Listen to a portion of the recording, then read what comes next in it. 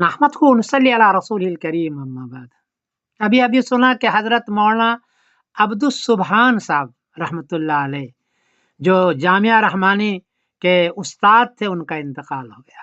इन्ना लिल्लाहि व इन्ना इलैहि राजिऊन।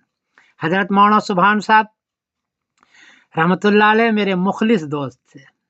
1984 में जब मैं खानका रहमानी गया मुदर्रिस होने के लिए, तो मौलाना मिन्नतुल्लाह साहब रहमानी रहमतुल्लाह अलैह से उन्होंने खास मेरी सिफारिश की थी, खास। और उन्होंने मुझे उस्ताद हदीस वहाँ मुकर्रर फरमाया था। ये बड़ा एहसान था उनका मेरे ऊपर। फिर जब तक मैं वहाँ रहा, हजरत के साथ मेरी मुलाकातें रही, बात रही। असर के बाद हम लोग जमा होते थे 4-5 उस्ताद, और मजलिसें बैठती थी।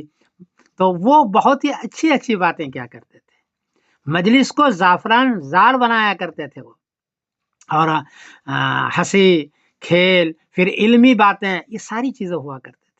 उसके बाद फिर 1987 में जब मैं इंग्लैंड आया, तो उनसे जुदाईगी हो गई और उससे दूरी हो गई। अब वो मजलिसें अब मुझे आज भी याद आती है, बड़ी अच्छी मजलिस थी। फिर इस किस्म की मजलिस ज़िंदगी में नहीं हो सकी मेरी।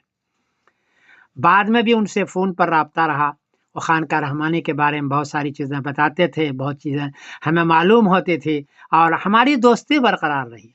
आज वो दुनिया से चले गए हैं, मुझे बहुत अफ़सोस हुआ। एक मुखलिस दोस्त दुनिया से मेरे चले गए।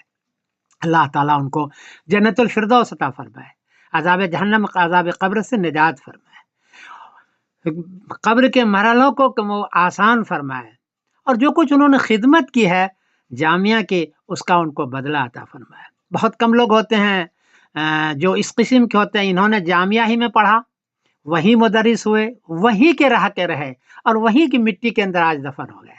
ऐसे लोग बहुत कम होते हैं जो अपने इदारे के मुखलिस हुआ करते हैं। अल्लाह पर ताला उनको गरीक़त रहमत फरमाए। मुझे बड़ा अफ़सोस है। मैं समीरुद्दीन कासिमी बोल रहा हूँ, मैनचेस्टर इंग्लैंड से। अस्सलामु अलैकुम व रहमतुल्लाहि व बरकातहू।